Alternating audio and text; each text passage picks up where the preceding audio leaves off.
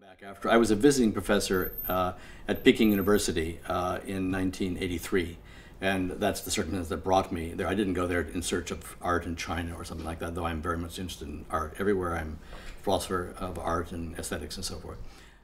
And I was giving these lectures and a related seminar at the university, which was entitled Hermeneutics, Deconstruction, and the Great Wall of China. That was the overall title of it. These lectures actually were published in Chinese later with some very interesting deletions. You know, the one thing that they would not have is that it would not be in the title. The Great Wall of China would not be in the title of the publication in Chinese. However, the chairman of the philosophy department wrote an introduction to it, and in it he mentions that used this figure of the Great Wall as a kind of figure to talk about some issues about structure and things like that. The go-between was actually another Vassar student of mine who had been at the university for 2 years. His name is Tom Kanalakis. Comes from a Greek-American family, originally a Greek family that actually grew up in China. And he was there. And then he was the go-between. I had 2 interviews, one with Sheng Wei, who was the deputy director of the Foreign Philosophy Institute, and another with Zhang Longxi, who was in the Department of Languages and Literatures at Peking University. I was interviewed by both of them, one in German and one in English, in the year before that time. And then came the word that I was going to get this invitation, and then waiting for the actual invitation, which is a personal letter from the president with a special stamp on it, which came like 4 days before my flight left. Because I had, you have to have reservations, all the thing. I kept thinking, if it doesn't come, it's not going to work. It's not going to work. It's not. And it did indeed come. And when I arrived there, of course, they didn't believe I had this letter because they probably only saw very few of these.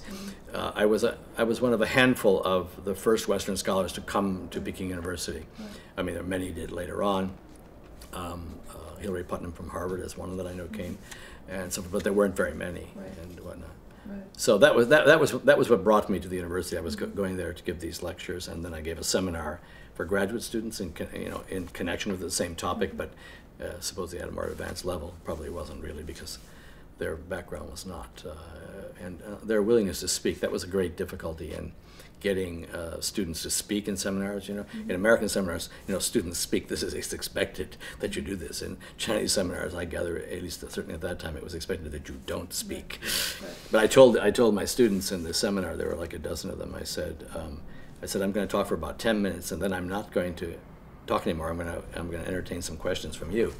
And I sat there for the 10 longest minutes of my life where no one did it. But I knew if I gave in, it was death. I would never get it. I would never recover. And the first person to ask a student was the youngest one in it. He was about maybe 18, 19 years old, from Shanghai. Very, very smart. Understood a great deal. Asked really hard questions. So I mean, to me it was like a wonderful breakthrough. And then others would start talking. And some of them were just these cotters who would get up and give their little recitations, and they would sit down. In fact, they have to fall asleep. I mean, basically they thought education was you memorize something and you recite it, and then you are quiet. There's lots of artists came to these lectures. Some of them were friends of Tom Kanalakis, the former student of mine, and so I had personal connections that knew people who knew people and whatnot, and they came for the lectures. And then I had very posh, by Chinese standards, expert quarters. I had a small suite of rooms, and I was free to invite people to them. The only thing is that when people would come visit me, they would have to sign in a book, so that they always knew who went into whatnot. And there was also some question about whether the room was bugged, which I think sometimes it was. After these lectures, or sometimes on other occasions, I would invite someone over, and I would say anywhere from maybe 5 to 8 or 10 of mostly at this time mostly artists who would come to these after lecture or on some other days of the week, always in the evening. There were some who would not come because they did not want their name in a book, and so many of them had so much trouble in their life that they always had to have extra discretion, extra caution about even things we would think is kind of like simple, So this was a way where we actually then could talk very intimately and very closely about things very freely, and did. And I must have done this maybe 6, 8 times over the 6 weeks that I was there. I'm sure I did it every week, maybe more often.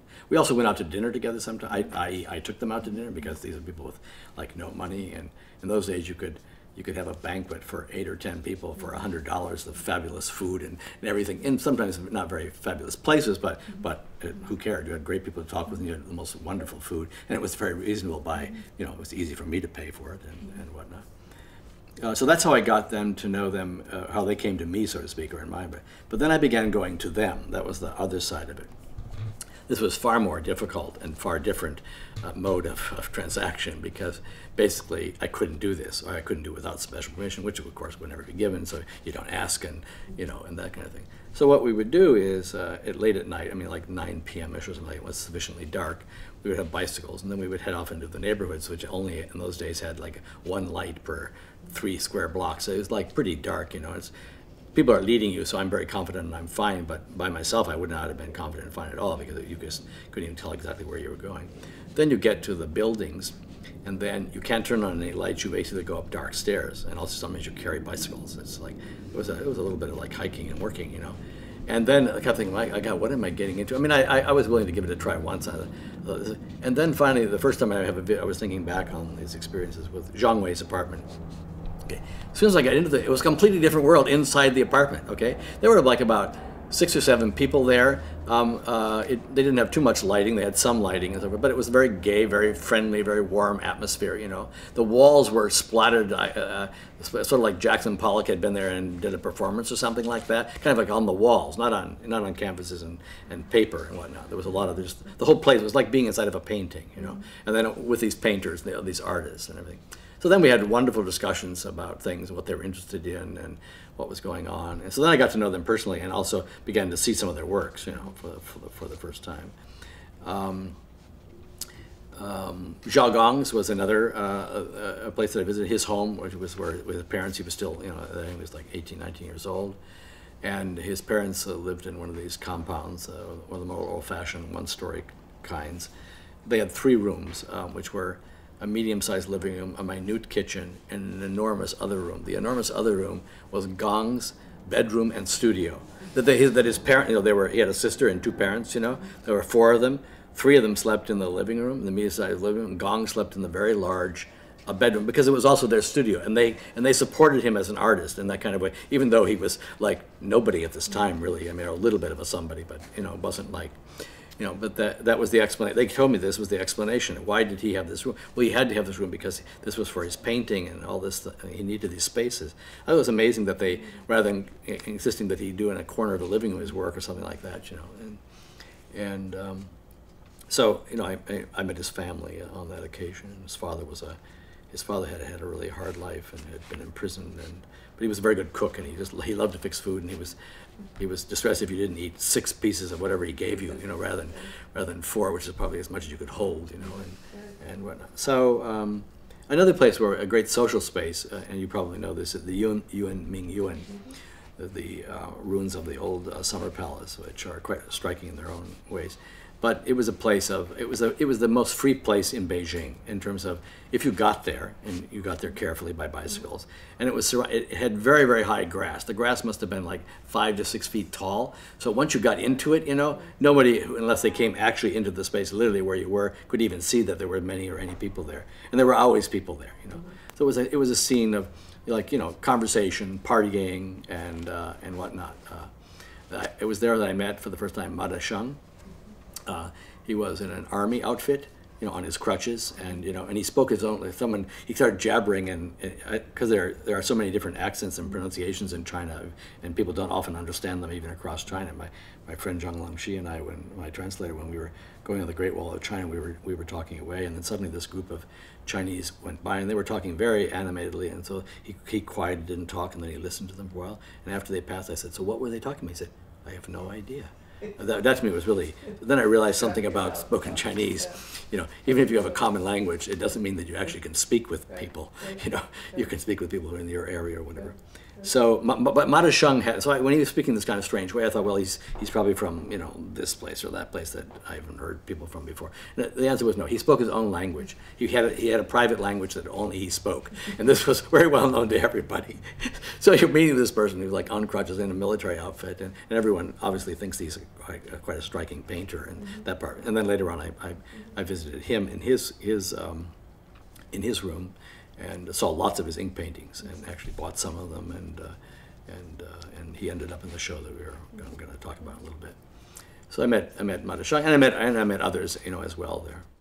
Most of the people that you were talking to at the time could be described as people who were outside the academic system. I mean, yes, whether it was John all of Wayne, them. There were a few of them had spent some semester, some year in some part of the academy here and there, and so forth. But they didn't last, and they wouldn't have any future in them, as well.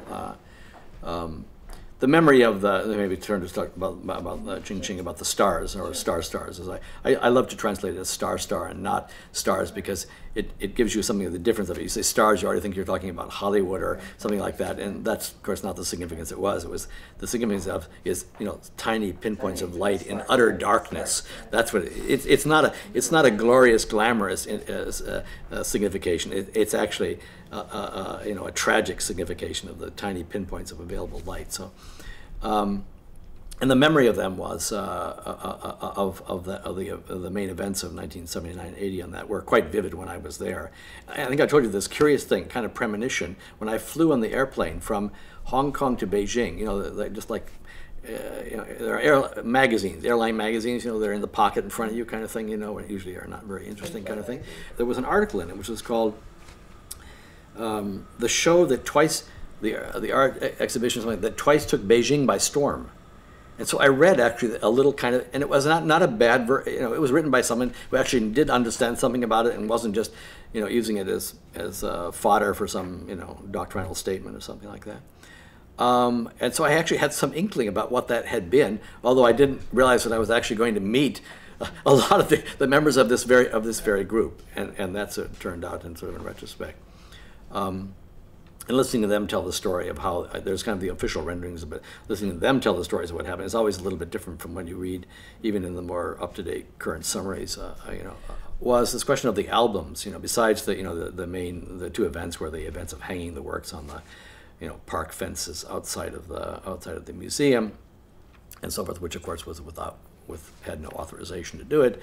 And which a huge number of people came and looked at it, and then they had some problems. Well, then finally they allowed them to have a second exhibition. This was an authorized one. And what they did at the second exhibition, they had these enormous albums about this big in size, like Gutenberg Bible-sized books, and maybe not quite as thick, in which people would write down what they thought of these works, And they even had an analysis of what people thought and how they thought. And this is like, how many times do you ever in the history of great exhibitions have annotations by visitors, what they thought about all the kinds of things like that. I think that the Chinese authorities liked the idea of this because they thought it was going to be the end of it all, and that people would say, oh, this is just junk, and please stop doing this kind of stuff and wasting our time. That's what I think that they... but they had really interesting summaries of what the balance between the positive part and the negative. And I think it was like the more positive kinds of ones were like in the 60, 70% category, and the other ones, some of them were just like 20% had no idea what it was about, didn't have any views about it. And then there were some people who were quite critical of it and whatnot. But I think that was one of the things that gave the Beijing authorities a great pause, is actually they knew a lot about what a lot of people thought.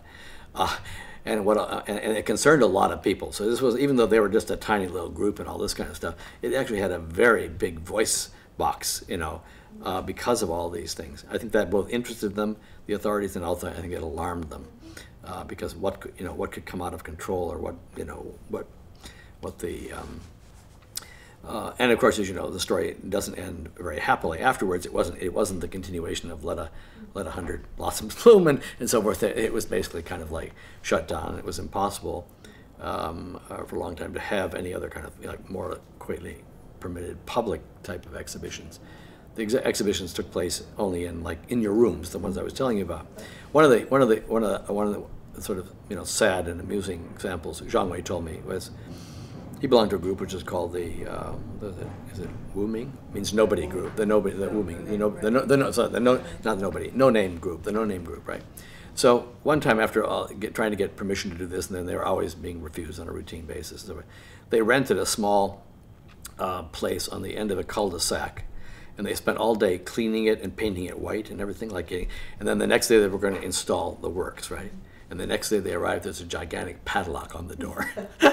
So everything they did was completely under surveillance, and then they did all this work. They get the whole white space all totally prepared, and then when they get there, you know, it isn't that they had it for one day and then it was shut down. They didn't even have it actually for one day, you know, except for the work that they put in. But I always like the idea of trying to create this space, you know, that they tried to, on their own, with their own money, they rented it and bought the paints and got it in order and whatnot, but then couldn't exhibit. So yeah, right. And these artists were selling at the time, weren't they? Yes, they were doing private sales, you know, to people and whatnot. I don't how successful they were overall. Some of them were quite well. Ma Desheng was quite well known, and he had a lot of French, you know, followers and advocates, as you know. And also, I myself bought one work of Ma Desheng's, and his works were, he was asking quite a lot of money with them compared to the status of the world at that time. But that was because he was, you know, a little bit unusual, let's say, you know, a little bit crazy and whatnot. But, you know, had somebody to do it. And in the show that I finally curated, he did an absolutely spectacular ink painting, like about 14 feet long, that was just a fantastic work. And he's a wonderful artist. I appreciate his work very well. I mean, what was interesting about Ma Desheng is that, you know, he worked mainly in totally traditional media. You know, right. If something was like he just belongs to the, you know, traditional, you know, landscape painting type. But of course, it's not, you know, more closely viewed, and other things you then begin to see. This is a case where abstractionism of a certain kind of landscape painting takes in an area which is seems like terribly traditional, but then begins to do something quite different with it. And he was very remarkable for working on the edge that way. You know, from a distance you think, oh, I already know what those kind of paintings are like, you know, and actually a little closer up you don't really know what they are. They're rather different.